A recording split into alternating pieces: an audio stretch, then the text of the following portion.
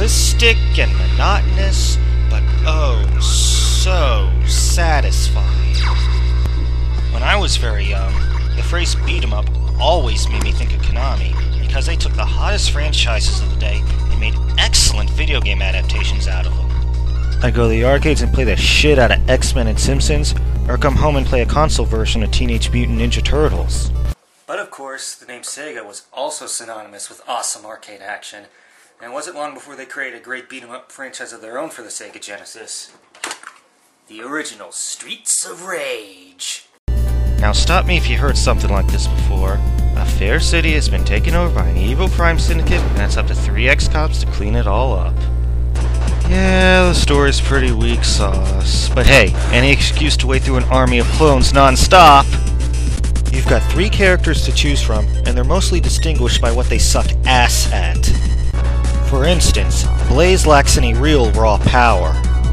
Axel can't jump worth a shit and has terrible range, while Adam has all the grace and agility of a fucking Snorlax. But don't go getting the wrong idea about the game's quality. Oh no, this is one of the most immersive beat-em-ups I've ever played.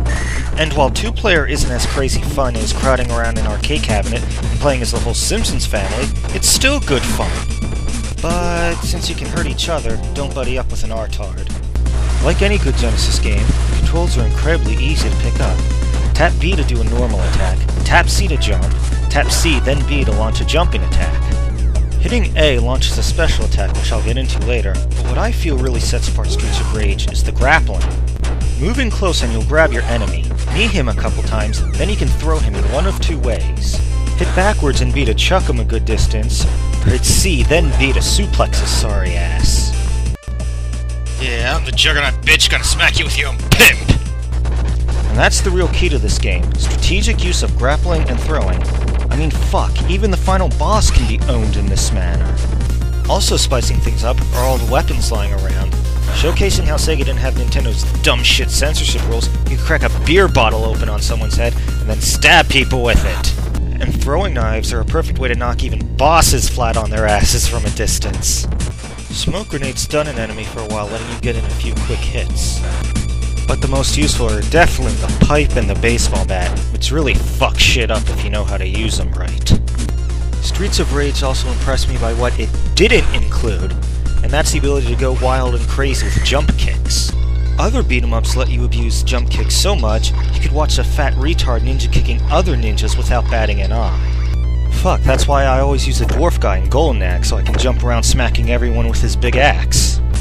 But this game is a bit more realistic in that you're better off staying on the ground. Fuck, against this boss, you can't even hit him with a jump kick! Speaking of Golden Axe, when I first played Streets of Rage, it struck me that the 2 Sega games were kinda similar. Both games let you choose between 3 characters, one of which is a chick showing plenty of booty. There's no weapons lying around, but you do get to mount dragons and these tadpole thingies that remind me of that South Korean film, The Host.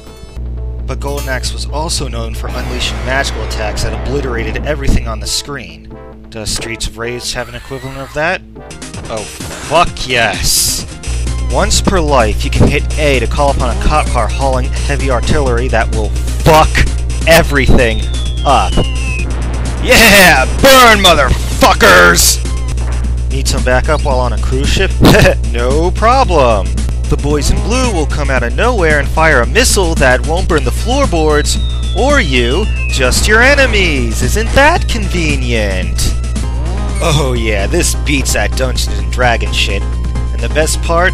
The enemies know what's coming, and either run uselessly in place, or practically just bend over and take it. Unfortunately, Streets of Rage doesn't have anything quite as amusing as whacking those little midgets around. But I always found it funny how all the enemies topple over when you come back after losing a life. It's like a fucking anime or something. Moving on, let's talk about graphics and sound. Streets of Rage looks about as good as any other Genesis game from the time, but there's a lot of detail in the game's 8 levels. Little touches like rain falling on the beach, or usually being able to see the river and skyline, really add to the game. As for sound, well, to be perfectly honest, I found the sound effects to be below average. I know plenty have raved about the soundtrack, but only the music for the first and last levels got me pumped. Anything else I could complain about? Sure, let's take a look at some of these enemies. The most retarded have to be these guys who hold knives in front of them and sort of glide towards you. If they touch you while doing that, you take damage. It's like some idiot running with scissors.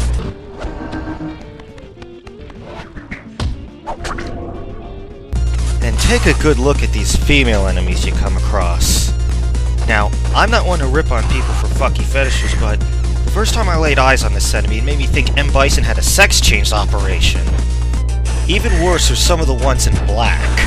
Hit them once, and they bend over crying like a bitch, and you can't do anything until they get back up. It's infuriating. I mean, these are the ones that really look ready for an S&M party, and they act like total pussies. Needless to say, grappling them is a must, but if you got a whole gaggle of them, maybe it's best to summon the cop car.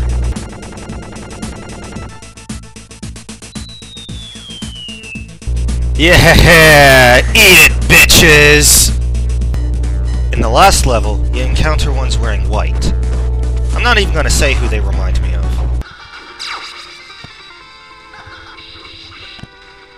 Then we have these psychotic clowns juggling torches and axes and shit, and these big clowns with flaming hair who think they're Wolverine. You think maybe the people responsible for Twisted Metal were fans of this game? Holy shit, Karnov really let himself go.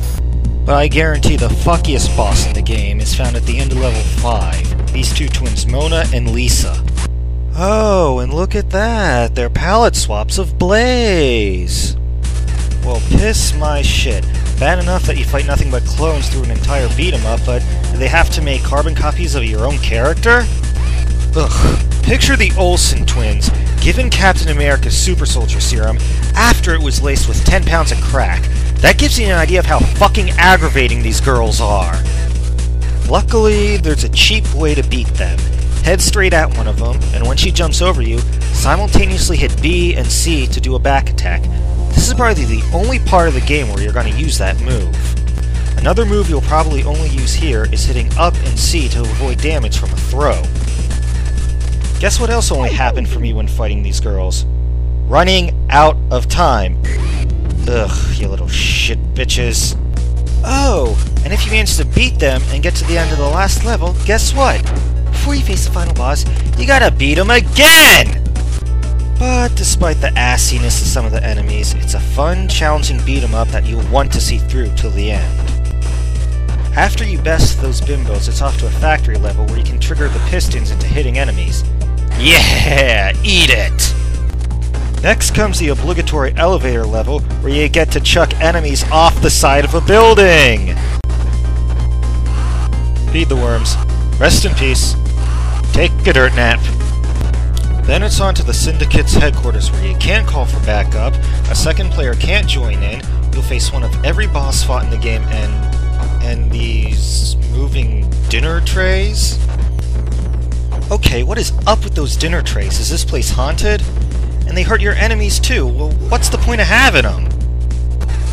Unexplained paranormal activity aside, this is a phenomenal beat-em-up. You can download it for Wii Virtual Console, play it as part of any Sega Genesis collection, or get it on an emulator, and if you haven't played it before, I highly recommend that you do. I give this game an 8 out of 10. Now, 2 sequels followed on the Genesis, but did you know that one time there was actually going to be a Streets of Rage 4? Guess what became of it? Here you go. This game was going to be Streets of Rage 4, but Sega pulled the license because Core wanted to port it to other platforms. And you know, that was probably for the best. I mean, remember what happened with the 4th game in Core's own flagship franchise? It's safe to say no other franchise took a nosedive quite like Tomb Raider did, and The Last Revelation was probably one of the worst sequels ever created. But thankfully that review's for another time. Ugh, fuck hell.